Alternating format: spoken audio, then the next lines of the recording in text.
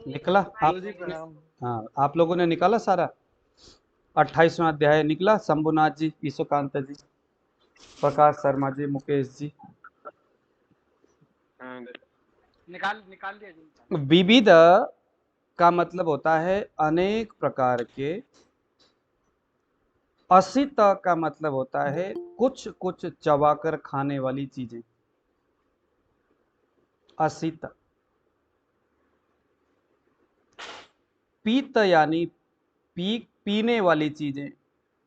Lead प्रणाम यानी गुरु जी। चाट कर खाने वाली चीजें। खादित यानी दांत से चबा कर खाने वाली चीजें। तो विविध असित पीत लीढ़म खादितम, इस प्रकार के बहुत सारे जो भोजन है,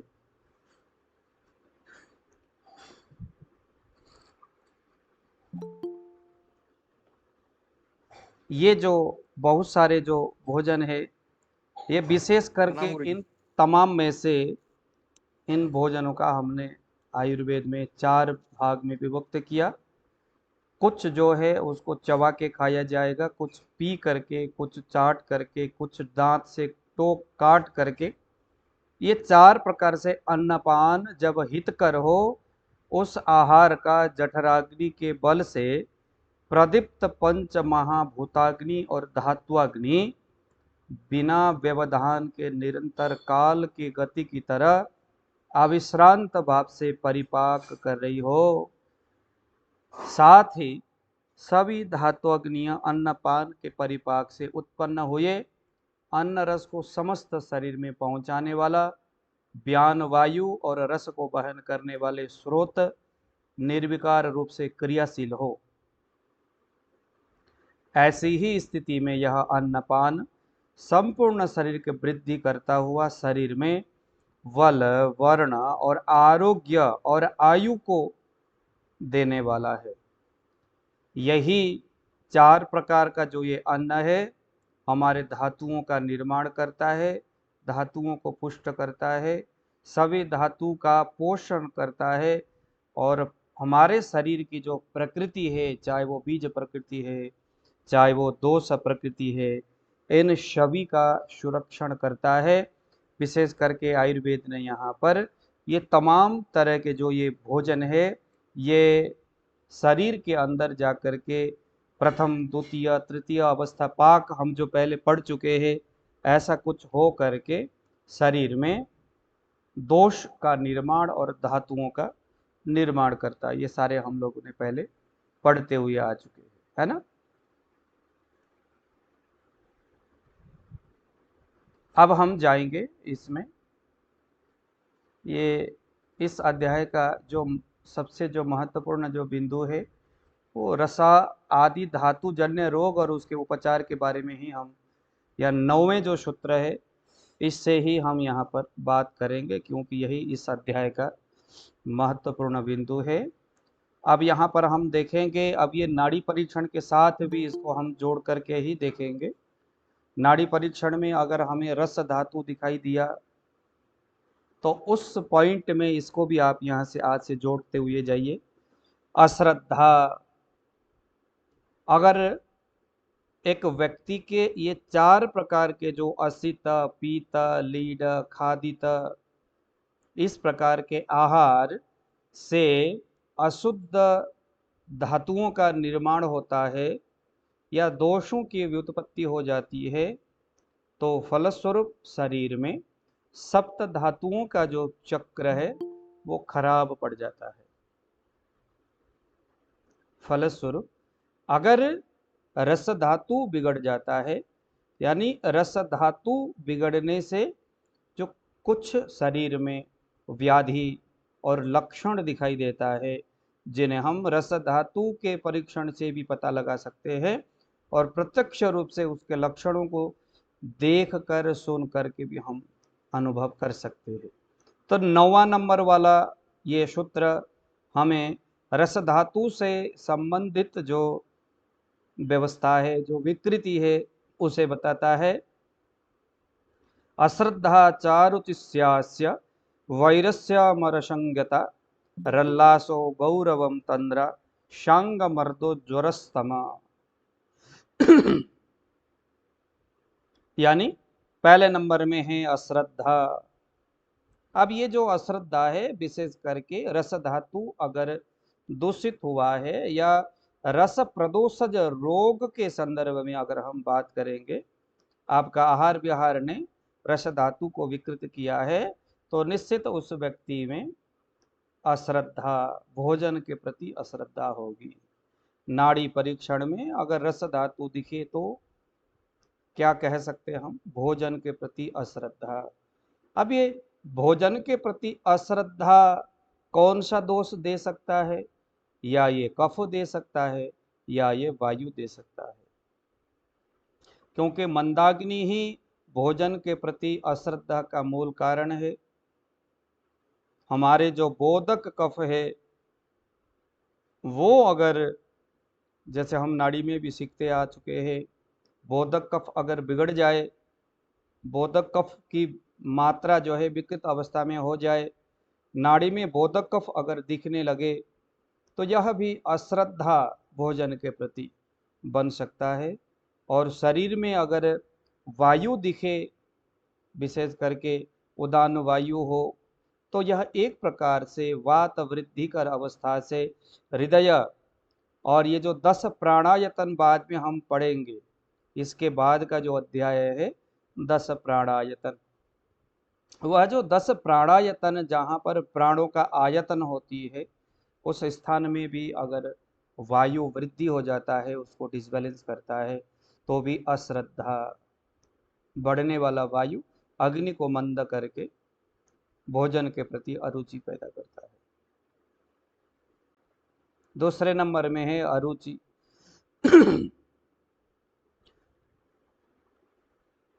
अरुचि का मतलब होता है भोजन मुंह में लगाने की इच्छा ही नहीं होती।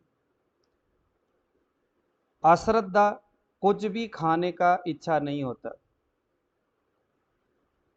और अरुचि ऐसी चीज है कि मुंह में उसके स्वाद की कोई अनुभूति नहीं होती, या मैं कहूं भोजन अंदर नहीं जाता। अरुचि, अश्रद्धा, अरुचि, स्वास्य। अब देखो जरा रस धातु में स्वास्य, चास्य, आस्य बोलते हैं इसको। आस्य सुखम स्वप्न सुखम दधीनी, किस में हम पढ़ते? मधुमेह में, डायबिटीज में पढ़ते हैं ना, आस्य सुखम। आस्य यानी अपने इस जीव के स्वाद के लिए, जीव के सुख के लिए व्यक्ति बहुत कुछ खाता रहता है, खाता ही रहता है, खाता ही रहता है। तो आस्य सुख ही मधुमेह का एक मूल कारण है। यहां पर क्या क्या लिखा हुआ है? आस्य वैरस्य। अगर रस धातु है और रस धातु प्रदोषज व्याधि में मुंह में से टेस्ट लेस हो जाना, ये रस के विकृति है, रस प्रदोषज व्याधि में आता है। दूसरे नंबर में वैरस्य मरसंज्ञता। वैरस्य मरसंग, जीवा से रसों का ज्ञान न होना। असंज्ञता, असंज्ञता यानी संज्ञाहीन हो गया है जीव,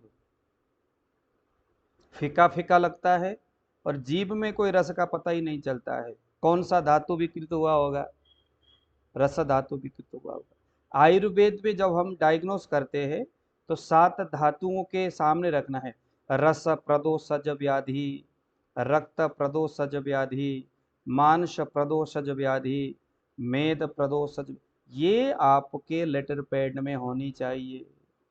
जो आपके पास रोगी आया, अगर रोगी बोलता है सर खाने का इच्छा नहीं होता, जीभ में टेस्ट लेस्ट हो जाता है, स्वाद नहीं रहता, अश्रद्धा, कुछ भी न खाने को देखने का ही मन नहीं करता, जैसे बुखार में होता है ना ऐसे, क्योंकि बुखार रस प्रदोषज व्याधि है।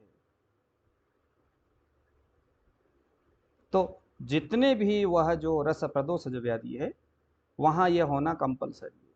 अगर है तो क्या किया जाए?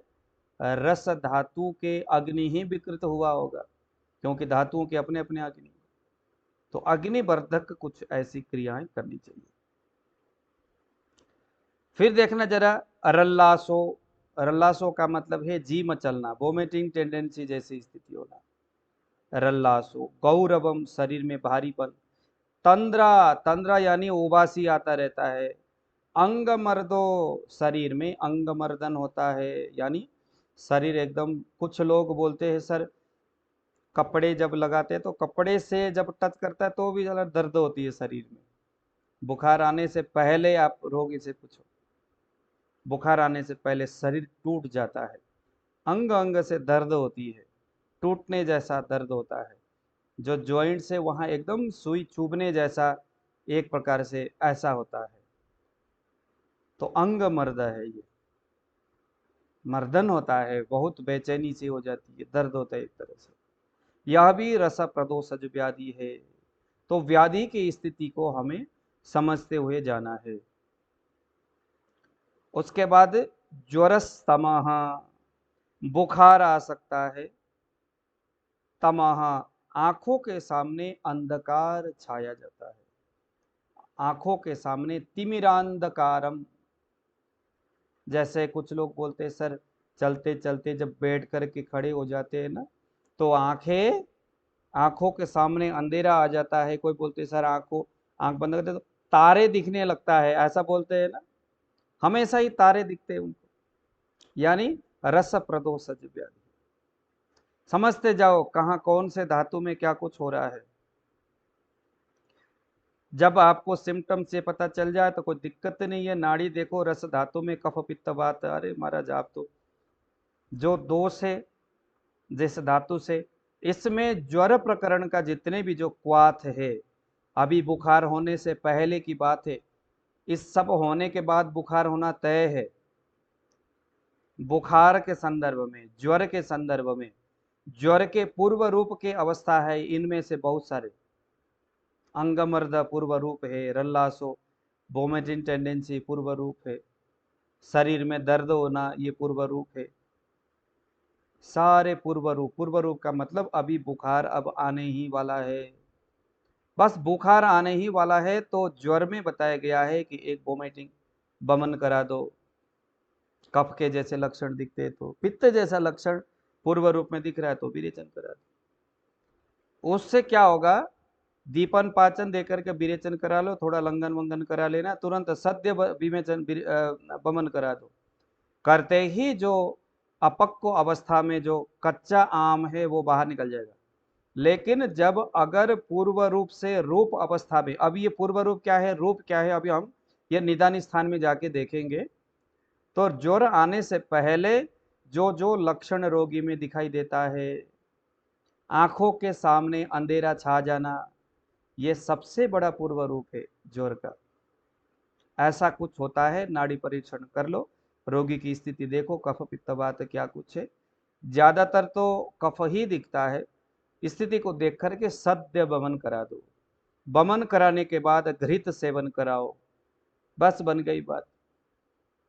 घृत सेवन करते ही वायु ठीक हो जाता है। अगर कफ ज्यादा है तो आप पंचगव्य घृत दे दो, पंचकोल घृत दे दो, ऐसा कुछ दे दो जो कि जो मेडिकेटेड जो घृत है ना, आपका पंचतिक्त घृत दे दो, या जो भी कफ सामक जो घृत है जिसमें तिक्त और कटुरस प्रदान है, ऐसा पंचगव्य घृत ही दे दो।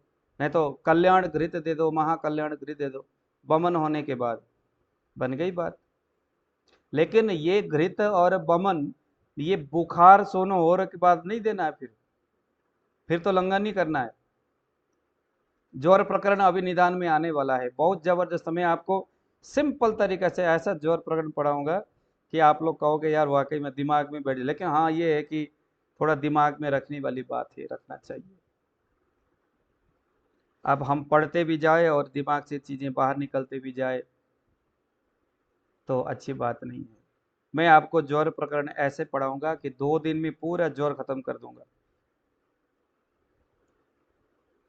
2 ही दिन में मैं आपको ज्वर सिखा दूंगा।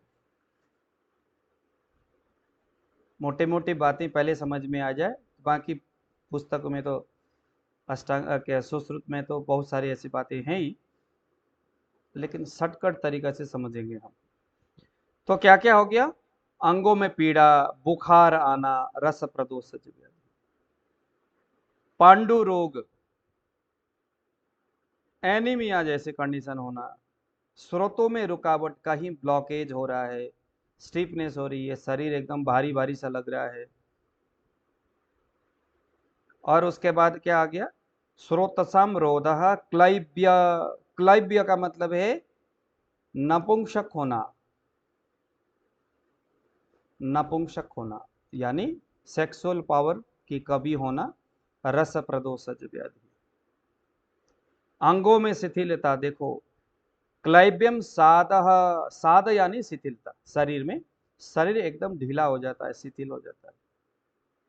ये सारे बुखार के पूर्व रूप है।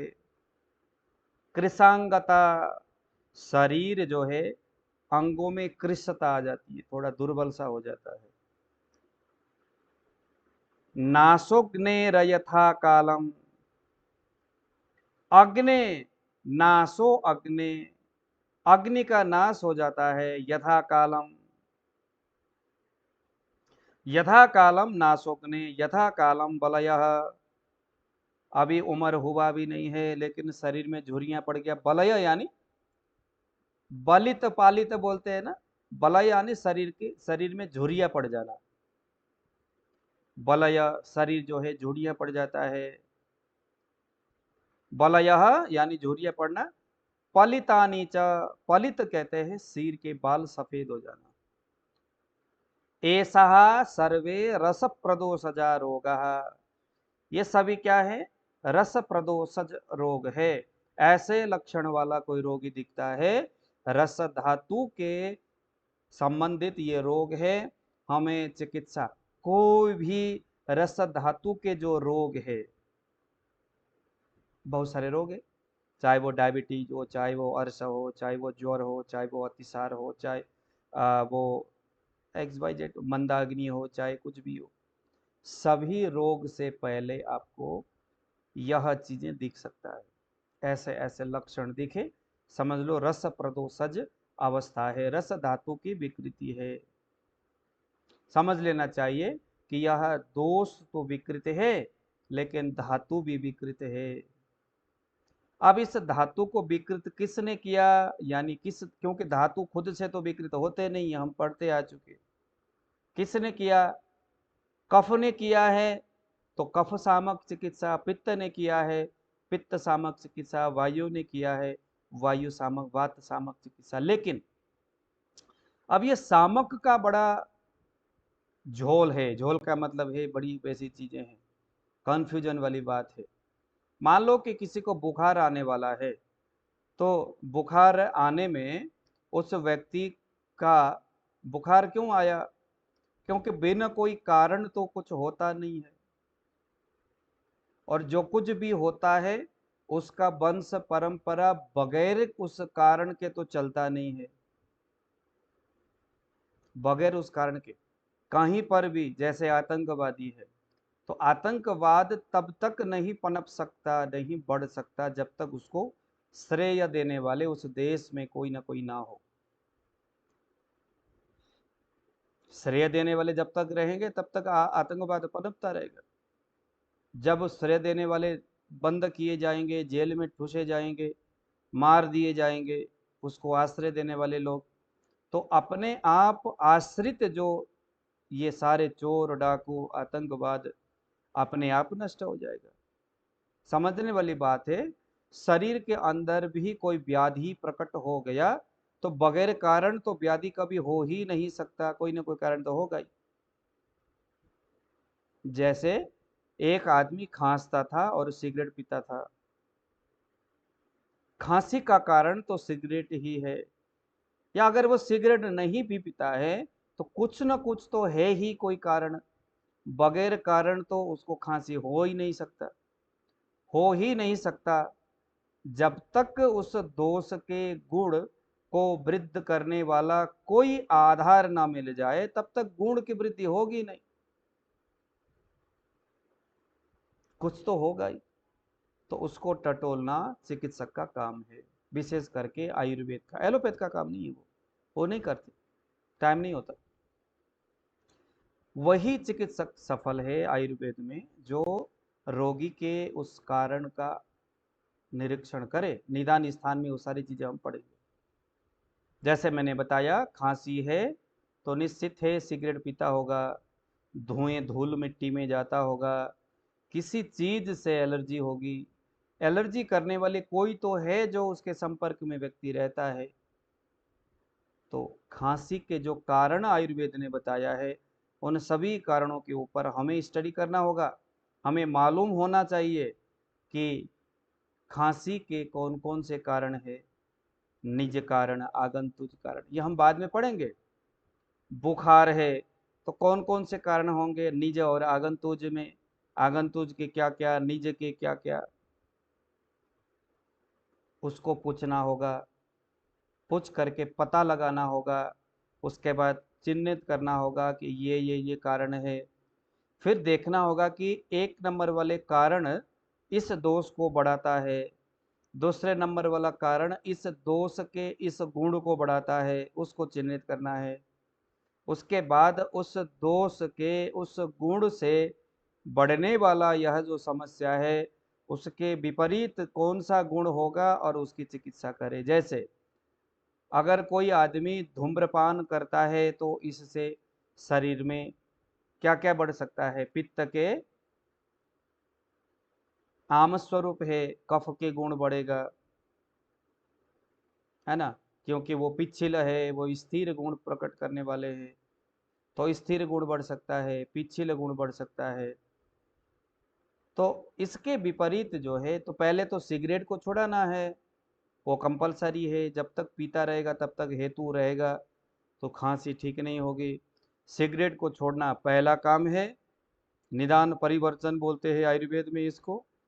सिगरेट छोड़ने के बाद उस सिगरेट के धुएं ने कौन से दोष के कौन सा गुण बढ़ाया है, या कौन से दोष के कौन से गुण को कम किया है। जो कम होता है वो उतना व्याधि स्वरूप को प्रकट नहीं करता, जो उसने किसी दोष के गुणों को बढ़ाया है वो दुष्ट होते हैं। तो किस दोष के कौन से गुणों को बढ़ाया, उसके विपरीत आहार विहार करना है और उसके विपरीत चिकित्सा करना है। उस हेतु को छोड़ना है, आहार विहार उसके विपरीत करना है,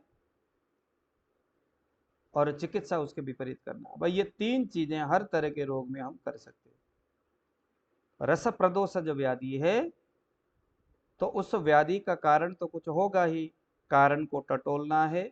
उस कारण ने दोष, कौन से दोष के किस गुण को बढ़ाया है उसको देखना है।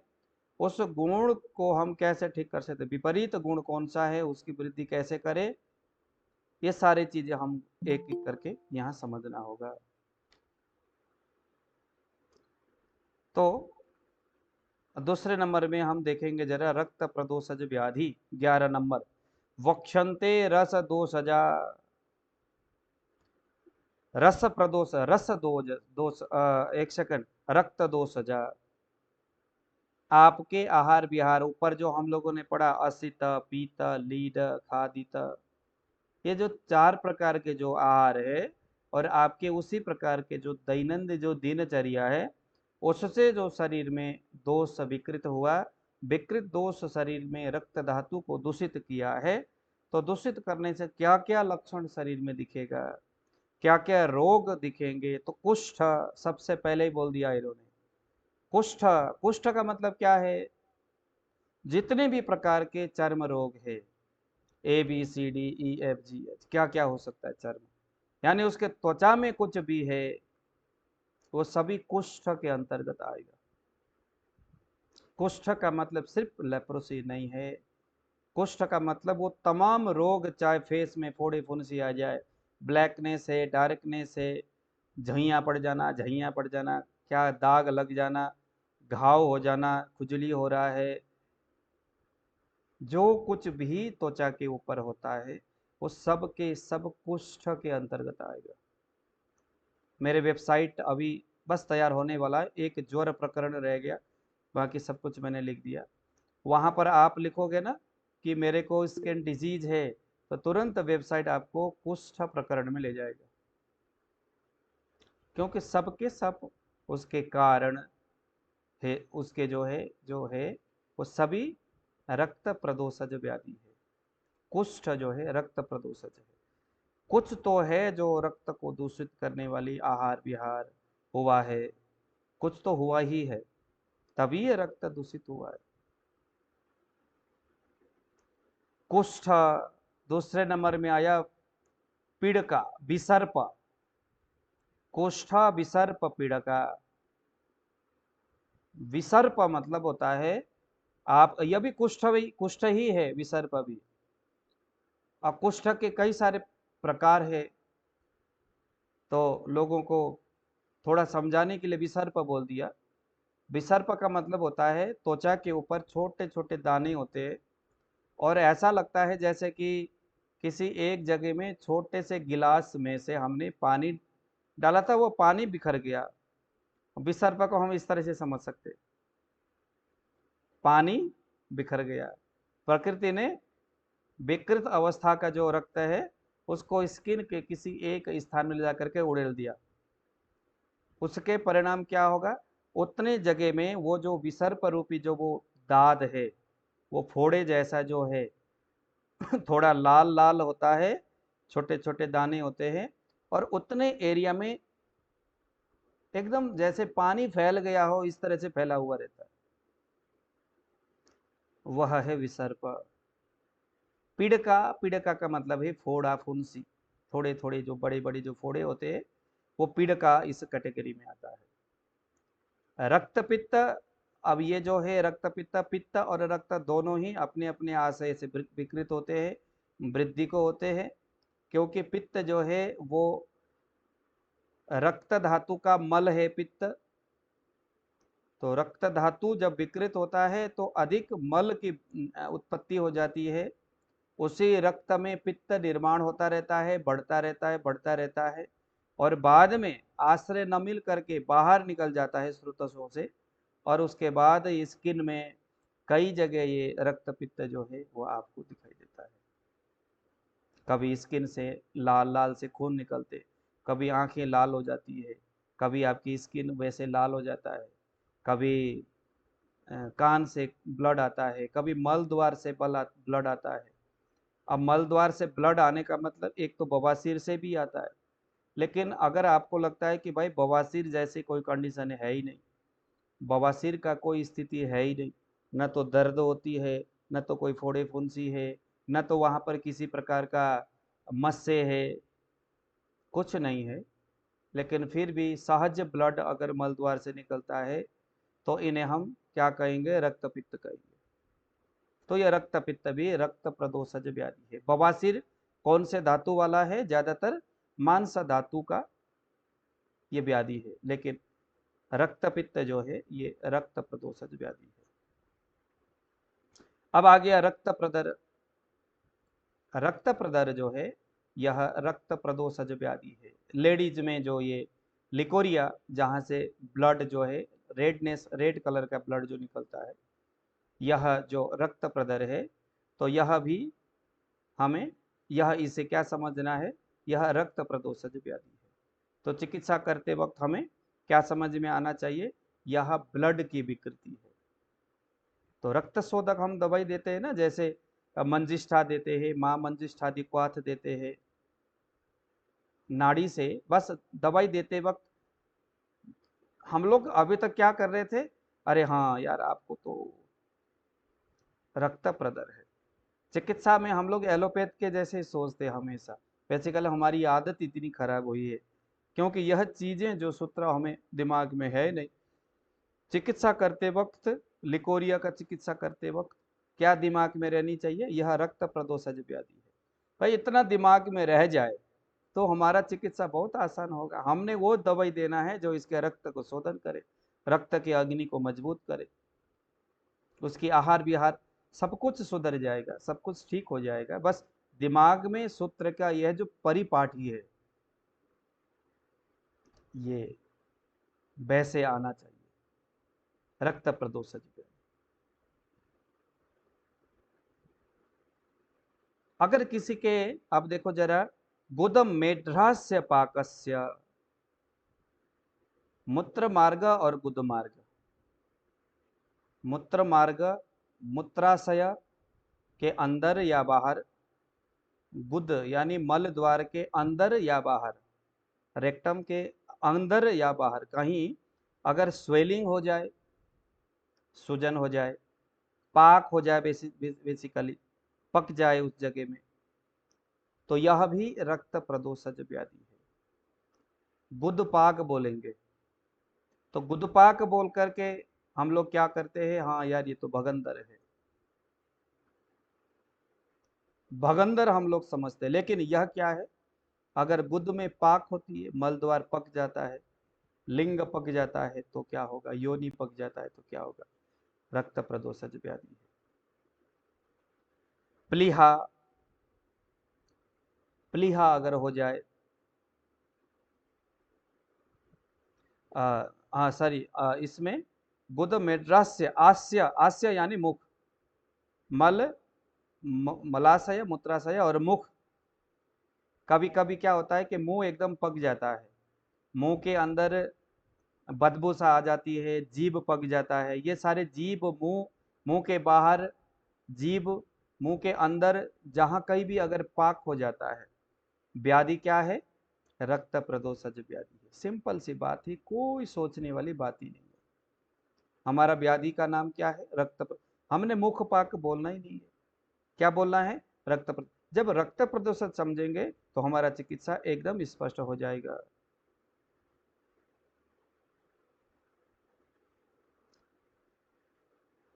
मुखपाक, प्लीहा वृद्धि, हिपेटोमेगली, स्प्लिनोमेगली, लार्ज अपना ये जो है कि स्प्लिन, स्प्लिन की जो साइज है वो बढ़ रहा है, तिल्ली बढ़ना, गुल्म, गुल्म हो रहा है कहीं ना कहीं। गुल्म का मतलब, गुल्म भी एक बहुत बड़ा संप्राप्ति है, आपको पता है। कहीं पर भी गांठे हो रहा है, वो गांठे नरम है या सख्त है, दर्द नहीं होती या दर्द होती है, फिसलने वाला, ना फिसलने वाला, कई प्रकार के जो गांठे, जिन्हें हम लिपोमा कह सकते हैं, जिन्हें हम ओडिमा भी कह सकते हैं। हालांकि ओडिमा जो है वो एक तरह का शोथ के संप्राप्ति में आता है, ओडिमा। तो ये जैसे किसी किसी के ब्रेन में ट्यूमर हो रहा है, तो ट्यूमर भी गुल्म के ही कैटेगरी में आता है। ये सभी जो है गांठे है, ये गुल्म है, ये रक्त प्रदोषज व्याधि है। बस दिमाग में रखने वाली बात है कि ब्लड से जुड़े हुए कौन कौन सी चीजें। विद्रदी हो गया, घाव, फोड़े, फुंसी। अब उसके बाद आ गया, विद्रदी के बाद आ गया नीली का बोलते हैं, एक नीला नीला सा एक प्रकार का ये रंग से उभरा हुआ से एक घाव जैसा बन जाता है। कामला, कामला हो गया, और पीलिया जिन्हें कहते हैं। व्यंग, फेस में जो व्यंग होता है, लेडीज को ज्यादातर व्यंग होती है। पिप्पलवस्ती, व्यंग हो गया। पिपलू बोलते हैं, तिल कालक, ये सारे फेस में होने वाली चीजें हैं।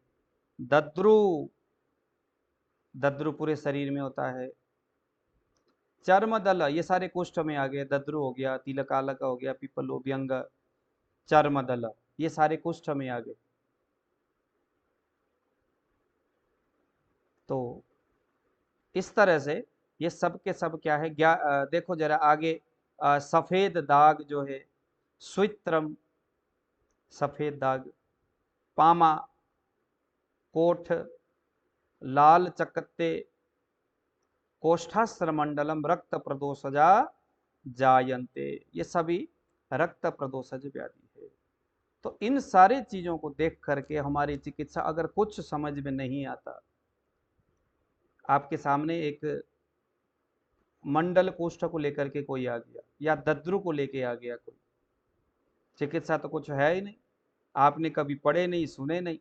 लेकिन एक चीज आपको अब ये समझ में आ गया कि भाई यह तो रक्त प्रदोषज व्याधि है। बस इतना समझ भर में आ जाए तो यह रक्त प्रदोषज है। इसकी चिकित्सा रक्त धातु के अग्नि को बढ़ाते हुए, रक्त शोधन करते हुए, रक्त धातु को पुनर्जीवन करने वाली कुछ तो हो ऐसा, उससे आप ढूंढो।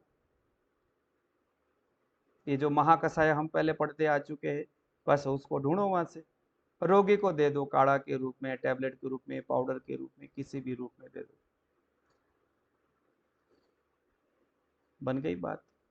कुछ नहीं तो रोगी को आराम मिलेगा, थोड़ा लेट मिलेगा। बाकी के संप्राप्ति अलग अलग रोगों का अलग अलग तरह से किस तरह से बनता है, वो जब हम निदान पंचक में जाएंगे, तो उसके बाद जब हम चिकित्सा की व्यवस्था में जाएंगे तो वो देखेंगे। लेकिन अभी कम से कम इतना तो है कि कुष्ठ कहते ही सारे स्किन डिजीज आ गया, तो वो सभी के सभी कहीं ना कहीं रक्त प्रदूषित तो है ही। रक्त कफ से बिगड़ा है, या पित्त से, या वायु से, या मल से, किससे रक्त विदा है? शंभुनाथ जी क्या बोल रहे हैं आप, 3 दिन में रिजल्ट मिला मतलब? बताइए बताइए, ऑडियो आपका खुल नहीं रहा है। ये काला काला दाग हो गया था एक बच्ची का, हाँ, और 3 दिन में महाकषाय देने से 3 दिन में राहत मिल गई उसको। काला में मतलब आधा कलर सही हो गया। क्या बात है, कौन सा महाकषाय दिया? ये दिए थे हम, ये तो बबुल की फली। अच्छा, जी। बबुल की फली लगाने के लिए, खाने के लिए? लगाने के लिए। महाकषाय कौन सी कंपनी बनाती है? शंभुनाथ जी आप म्यूट हो गए। सर ये जी महाकषाय बबुल कौन सी की कंपनी बनाती, कोई बनाती फार्मेसी? फली महाकषाय बनाती चलिए तो महाकषाय होता ही है। नहीं नहीं, कुछ कंपनियां बनाती है, एक ब्यास है, एमपी है, राजस्थान की, वो बनाती है महाकषाय। कौन सा ये अरे हम तो बहुत सारे बना के नाम वाले रखे थे बबुल महाकषाय। की फली का चूर्ण। बबुल की फली का चूर्ण बना के रखे थे, उसको दिए थे 2-2 ग्राम के हिसाब सुबह शाम खाने के लिए। अच्छा, और 3 दिन में उसका कलर बस आधा से अधिक सही हो गया। क्या बात है, बहुत अच्छी बात है। चलिए, अच्छी बात है, आप ऐसे ही लोगों की सेवा करें। लेकिन कुछ भी आप दवाई दोगे तो ये कॉन्सेप्ट जरूर दिमाग में होनी चाहिए कि अब आपने जाकर के कल स्टडी करना है कि जो मैंने आपने जो दिया है, उसने उसके अंदर ऐसी क्या क्वालिटी है और उसको उसने क्यों काम किया। देखो, जब भी कभी हम कोई मेडिसिन किसी को देंगे तो हमें जो वो मेडिसिन शरीर के अंदर उस मेडिसिन को उसको क्यों देना, और वो शरीर में किस तरह से काम करता है, क्या करता है, किस तरह से करता है, ये 3 चीजें तो हमें समझ में आनी ही चाहिए। गुरु जी, हेलो। हाँ जी। हाँ जी गुरु जी, मैंने ना एक पेशेंट मेरे हैं, उनको क्या स्पर्म काउंट कम है उनका, और उनका क्या है स्टेमिना पावर भी कम है, लो लिपिडो की समस्या है। तो मैंने महाकषाय में सर 2 ड्रग ही निकाले, उसमें से 3 ड्रग निकाले। जैसे कि यष्टि मधु है, शतावरी है, और आपका क्या बोलना चाहिए, ताल मखाना। मैंने ये 3 ड्रग ही उठाया है, और पेशेंट को एक्चुअल में संधान कर्म में कमी है। तो सर ये सही रहेगा सर, बिल्कुल इसके दो सही ड्रगों रहेगा। को देखते हैं? जी सर। बहुत सही रहेगा। आप देखो, देखो मैं एक चीज बताता हूँ, किसी को पूछने की जरूरत नहीं, इवन के मुझे भी पूछनी जरूरत, पहले आप जो जो दे रहे हो उनके गुण धर्म को निकालिए। जो कुछ भी, जैसे आपने 3 ड्रग आपने लिया, उन तीनों के गुण धर्म अलग अलग निकालो, उसका रस वीर्य विपाक क्या है, उसका कोई प्रभाव है तो क्या प्रभाव है, उसको नोट करिए। कोई भी दवाई ना बहुत ज्यादा मिला करके देना भी कचड़ा हो जाता है। जैसे एक मैं आपको बताऊं कि अगर किसी को पेट में गैस हो जाता है, अगड़म बगड़म सब कुछ होता है, पेट भरा भरा सा रहता है, बुखार भी आने जैसी स्थिति हो, मैंने देखा आप सौंठ डालो 1 चम्मच और आधा चम्मच हरड़ डालो। 1 चम्मच सौंठ, आधा चम्मच हरड़, इन दोनों को गुड़ में मिला दो, इन दोनों को गुड़ में मिला दो। अब ये जो है एक टाइम रोगी को खाने को दो, एक टाइम देना है ये सारा, खाना खाने से जस्ट पहले 15 मिनट के बाद रोगी को भोजन कराओ। ऐसे ही योग रात को भी देना है। मतलब इतना ज़्यादा रोगी की स्थिति, अग्निबल उसकी सारी चीज़ों को देख करके देना है, तो डेफिनेटली उसके अग्निबल भी प्रबल होगा, बहुत सारी चीज़ें हो जाएंगी। इसमें हम पिपली भी मिला सकते हैं, गुड़ पिपली भी हम अलग सा दे सकते हैं। तो चीज़ें एक या दो जड़ी बूटी या ज़्यादा से ज़्यादा 3 जड़ी बूटी, क्योंकि वो उसके रस गुण वीर्य विपाक अब हमारे कंट्रोल में रहेंगे। चीज़ें अगर क्वालिटी वाला हो और आपको कॉन्सेप्ट मालूम है, रस प्रदोषज है, ये 3 जड़ी बूटियां में ऐसा ऐसा गुण है, इसको मैं इस अनुपान से इस वक्त रोगी को दूंगा, बस काम खत्म हो गया। किसी फार्मेसी से कुछ लेने की जरूरत ही नहीं है, आयुर्वेद इतना स्ट्रांग है, लेकिन वो चीज़ें हमें पता होनी चाहिए। चलिए मांस प्रदोषज देखते हैं। 13वां सूत्र, श्रेणु मांस प्रदोषजान। अब ये यहाँ से मांस धातु विकृत होने के वजह से कौन कौन से रोग हो सकता है, जैसे आदिमांश। आदिमांश, आदिमांश का मतलब होता है जैसे जीभ में कभी कभी क्या होता है, एक ट्यूमर जैसा, एक गांठ जैसा निकला होता है, यह भी अधिजिह्वा बोलते हैं उसको। इस तरह के अधिमांश हो गया, अधिमांश। अर्बुद, अर्बुद यानी ट्यूमर। मांसकीलक, मांसकीलक यानी जो होते हैं ना, ये इस तरह से निकले हुए होते, मांस के लुथड़ा सा निकला हुआ होता है। आप लोगों ने देखा, क्या बोलते हैं उसको इंग्लिश में? अडबुलकर सर क्या बोलते हैं? आपके ऑडियो म्यूट है।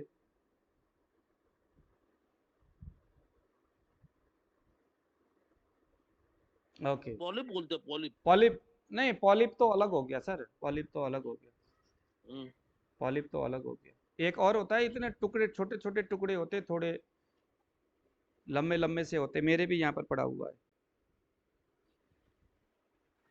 टुकड़े नहीं है वो सिबेसियस सिस्ट ऐसा हाँ, होगा। सिस्ट कह सकते हो उसको, सिस्ट कह सकते सिबेसियस सिस्ट, हैं। हाँ स्पेसियस सिस्ट बोलते हैं। हाँ, सिस्ट उसको हम कह सकते हैं। तो मांसकील बोलते हैं आयुर्वेद में इसको, तो यह भी मांस प्रदोषज ही हो गया। गल सालुका, ये गले के अंदर होता है, यह जो गल सालुक है यह भी आ, आ, यह भी ओबुलिटीज बोलते हैं इसको, गल सालुका को ओबुलिटीज। तो यह भी मांस धातु के ही वजह से होता है। टॉन्सिल बोलते हैं, गलसुंडी, गलसुंडी बोलते हैं टॉन्सिलिटिस। तो टॉन्सिलिटिस जो है इन्हें आयुर्वेद में गलसुंडी बोलते हैं, यह भी मांस प्रदोषज व्याधि है। गैंग्रीन, पुतिमांस, गैंग्रीन को, पुतिमांस को आयुर्वेद में एलोपैथ में गैंग्रीन बोलते हैं।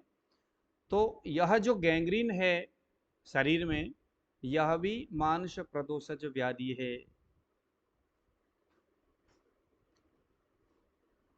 एक आता है अलजी बोलते हैं, अलजी। क्या क्या आगे कहाँ पहुंच गया, गल सालुक सुंडी के पुति मांसा अलजी। अब ये अलर्जी का मतलब होता है सर्वाइकल लिम्फेडेनाइटिस, सर्वाइकल लिम्फेडेनाइटिस, यह इसका नाम है अलर्जी। तो सर्वाइकल लिम्फेडेनाइटिस यह भी मांस प्रदोषज रोग है। गंड, सर वो लिम्फ ग्लैंड है ना, तो लिम्फ ग्लैंड इम्प्लेम होता है। हाँ जी, लिम्फ ग्लैंड रहता है ना, इन लिम्फ ग्लैंड रहते हैं ना, लिम्फ ग्लैंड, हाँ जी, हाँ जी, हाँ जी, लिम्फ ग्लैंड वो बड़े होते हैं, हाँ वही अलर्जी इन्फ्लेमेशन उसी को रहता बोलते थे। ओके, अब आ गया गलगंड। गलगंड तो सब जानते हैं, गले में एक प्रकार का गलगंडा होता है जिसको हम गोइटर बोलते हैं। गलगंड, गंड का मतलब होता है गोइटर होता है, गंडमाला का होता है घेंगा सर, घेंगा, हाँ घेंगा बोलते हैं गंड को। हाँ, गोइटर, गोइटर घेंगा, गंड मीन्स गोइटर मीन्स घेंगा। सर वो थायराइड का रहता है, वो थायराइड का। हाँ, जो गलम गंडमाला जो है ये थायराइड जैसा ये एक तरह का गले में होता है। अब आ गया उपजीविका। उपजीविका, उपजीविका यानी जीभ के अंदर होता है, जीभ के अंदर एक तरह के मांस के लुथड़ा सा निकला हुआ होता है। इन्फ्लामेशन ये है एक तरह का उपजीविका, जीभ के अंदर एक मांस का लुथड़ा होता है। सर्च करिएगा जा करके देख लेना उपजीविका को क्या बोलते हैं एलोपैथ में, है ना। तो ये हमारा हो गया मांस प्रदोषज व्याधि। अब आ गया मेद, 15 नंबर वाला सर सूत्र। उसको, हेलो, हाँ जी हाँ जी। उल्वाइटिस बोलते हैं, उल्वाइटिस, ऊपर उल्वा रहता है ना वो, ओके ओके। ऊपर तालुक के ऊपर। अच्छा, हाँ हाँ, हो सकता है। अब उसको हम लोग तो आयुर्वेद में क्या बोलते हैं, उपजिन्निका, उपजिन्निका बोलते हैं। देखिए जरा मेद धातु को देखते हैं। मेद संश्रयांस्तु प्रचक्षमहे निंदितानि प्रमेहाणम पूर्व रूपाणि यानी च। मेद धातु जो है, मेद प्रदोषज रोग में क्या क्या आ गया, सबसे पहले तो निंदितानि प्रमेहाणा, अत्यंत निंदित रोग का मालिक, रोग का सबसे बड़ा शत्रु, इंसान का सबसे बड़ा शत्रु। ये कुछ रोगों के लिए ये शब्द आया है निंदितानी, ये निंदित, साला कभी ठीक नहीं होने वाला रोग, प्रमेह, मेद प्रदोषज व्याधि है, ये कभी ठीक नहीं होता, कुछ ना कुछ अंदर लगा ही रहता है इससे। लेकिन आजकल ये जो लोगों को जो डायबिटीज हो रहा है, जो ग्लूकोमीटर दिखा रहा है बार बार डायबिटीज डायबिटीज, तो आजकल इसका बड़ा झोल है, आप सब लोग जानते हैं। डायबिटीज नहीं है, वो ओज क्षय जैसे कंडीशन है, तमाम चीज़ें हैं जहाँ पर लोगों को रस धातु की दुष्टि होने के वजह से ये सब चीज़ें दिखाई दे रहा है। लो लिबिडो हो रहा है, सेक्सुअल पावर की कमी हो रही है, शरीर में ओज क्षय हो रहा है, अति चिंता करने से, बहुत ज़्यादा उसके लाइफस्टाइल की खराबी होने से, ये जो कुछ भी हो रहा है उसके जो उसकी जो ये अग्न्याशय है जो कमज़ोर हो रहा है, धातु अग्नि जो कमज़ोर हो रही है, उससे जो ओज की निर्मित नहीं हो रही है, उससे जो ग्लूकोमीटर उस कंडीशन उस स्थिति को भी डायबिटीज कह करके जो बता रहा है, समझना होगा कि आयुर्वेद ग्रंथ में बताया हुआ डायबिटीज वो ये है या नहीं है, ये अभी शोध का विषय है। प्रमेह वो है या नहीं है, वो समझने वाली बात है, उसके ऊपर फिर कभी डिस्कशन करेंगे। लेकिन वाकई में अगर डायबिटीज है, हाँ जी दिलीप कुमार जी बताइए। गुरुजी नमस्ते। हाँ नमस्ते। गुरुजी मैं आज यही प्रमेय चिकित्सा और प्रमेय निदान दोनों पढ़ा मैंने आज दिन भर में, यही पढ़ रहा था। तो मेरे को आज जब जिक्र चल गया तो पूछ ही लेता हूँ। एक डाउट आ गया था उसी समय पढ़ते पढ़ते कि मधुमेह कफ वाला है कि वात वाला रोग है। सौरव बेटा रुको एक मिनट। मधुमेह कफ वाला भी है, वात वाला भी है, पित्त वो वाला तो भी पढ़ है। लिया सारा, लेकिन जो मधुमेह स्पेशली लिखा है उसमें चिकित्सा स्थान में, उसमें वातज जो 4 प्रमेय हैं उनमें मधुमेह का नाम है। बाकी मधुमेह कफ, जो है वो तो अंतिम में, वातज प्रमेह का अंतिम नाम है मधुमेह, हाँ हाँ हाँ। वो अलग तो चीज है। मैं ये पूछना चाहता हूँ, जो साधारणतः एलोपैथी में जो लोग ये मधुमेह जिसको बोलते हैं शुगर, ये वातज वाली होती है क्या, जो ये जो लोग नॉर्मली बात करते देखो हैं जिसकी? मधुमेह जो नाम है, सबसे पहले मंदाग्नि होता है, सबसे पहले मंदाग्नि होता है। मधु जिसको डायबिटीज है ना उस टाइप के, उनको आप देखो, रोगी जब आपके पास आते हैं तो सबसे पहले उसके मांस धातु, रस धातु से बिगड़ना शुरू होता है। रस धातु में अभी हमने क्या क्या पढ़ा, अश्रद्धा, अरुचि, आलस्य, आस्य, वैरस्यता, सब चीज आप पूछते हुए जाइए, मेद धातु तक पहुंच जाओ।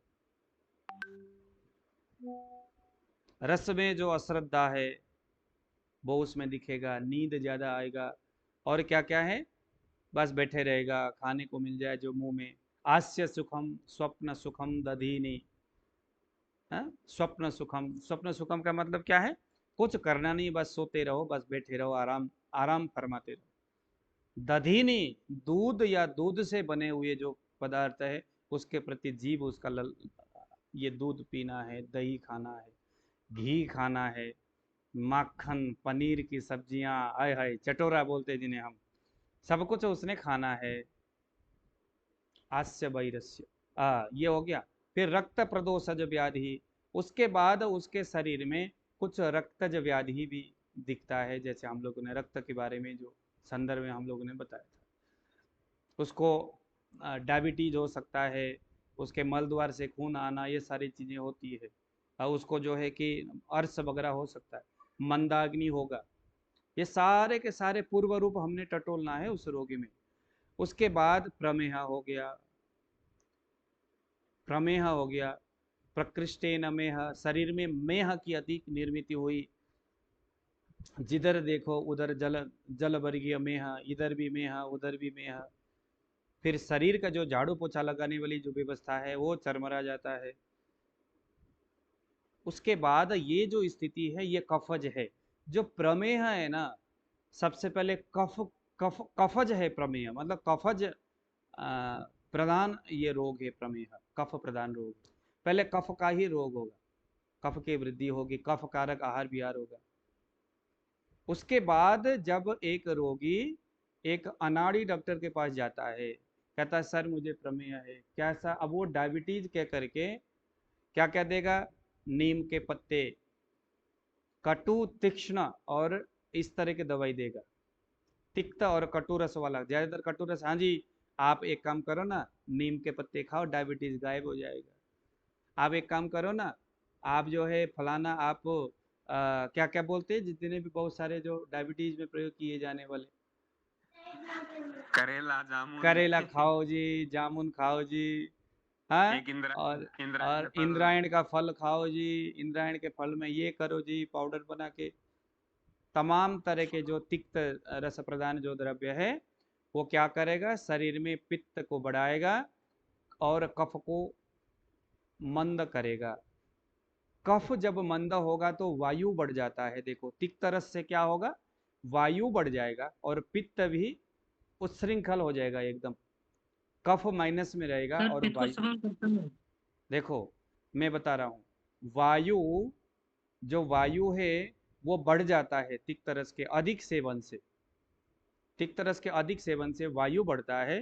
कौन सा वायु बढ़ता है, समान वायु बढ़ता है। देखो यहाँ मैं बताता हूँ, डायबिटीज तिक्त रस पित्त को समन करता है, ये एक सामान्य नियम है।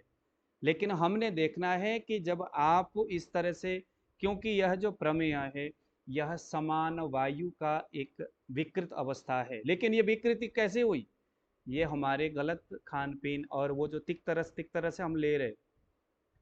ज्यादातर लोग कहीं पर भी किसी कोने में जाके पूछो, हाँ जी डायबिटीज, अरे मेरा डायबिटीज गायब है जी, क्या लेते हो, हाँ जी नीम के पत्ते। ज्यादातर ये तिक्त रस क्या करता है, तिक्त रस वायु को बढ़ाता है, और वायु जो बढ़ा है वो कौन सा वाला वायु बढ़ता है, वो वायु बढ़ता है आपका समान वायु। समान वायु कहाँ है, समानोग्नि समीपस्थ,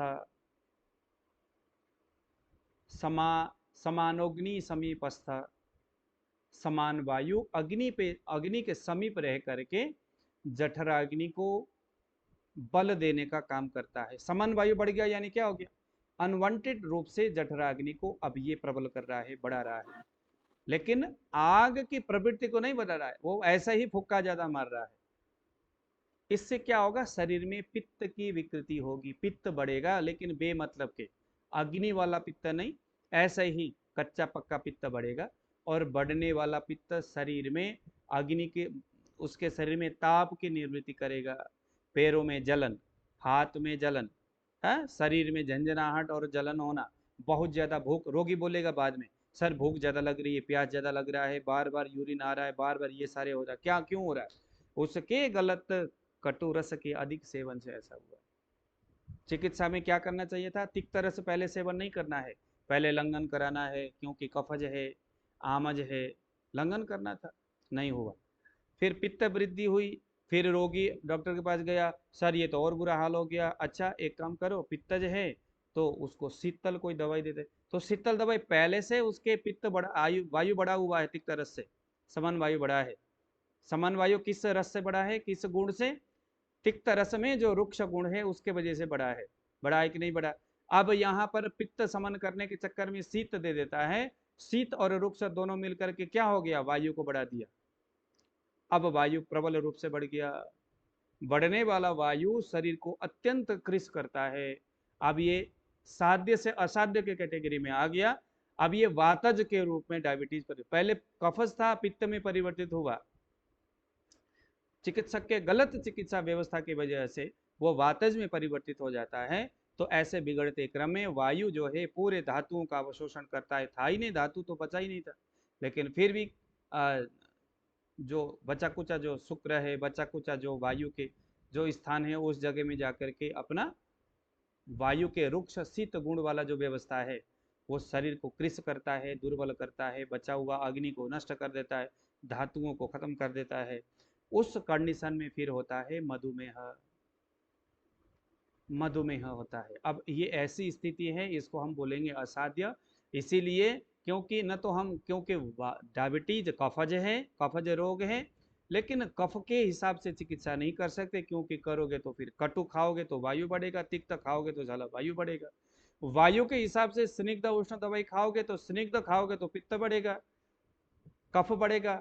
उष्ण खाओगे तो पित्त बढ़ेगा, क्योंकि पहले से ही आप सारे बढ़ाते हुए आ चुके हो। यानी कि अब न तो कफ को हम ठीक कर सकते, न पित्त कर सकते, न वायु को, कुछ नहीं कर सकते। रोगी बीच में पड़ गया। अब डॉक्टर बोलता है ना महाराज मेरे से कुछ नहीं होना, अब आप थे थारे जो मन में करता है वो थारे आप अपने से करो, आप किसी और डॉक्टर के पास जाओ। अब ऐसे पेशेंट एलोपैथ के पास जाते हैं और वहां से एलोपैथ डॉक्टर उनको, उनके लिए तो बस एक मुर्गा चाहिए। वो बोलेंगे हाँ जी आयुर्वेद गलत है, दवाइयाँ खा के किडनी खराब हुई है, शरीर खराब हुआ है। वहां से गड़बड़ी होती है। डॉक्टर को टंट मारने के वहां से रास्ता मिल जाता है। कारण कहाँ से हुई? आयुर्वेद के वजह से नहीं हुई, उस मूर्ख वैद्य के वजह से हुआ है। व्यक्ति सही जगह में गया है चिकित्सा करने, लेकिन आपने गलती किया उसको। बस यूट्यूब में वीडियो देख करके नहीं करना है, सिद्धांत को प्रॉपर समझना है। चलिए आज का हमारा क्लास इतना ही है। आज हमारा टाइम काफी ज्यादा हो गया, तो कल हम इससे आगे का जो क्लासेस है कुछ कहना चाहते हैं।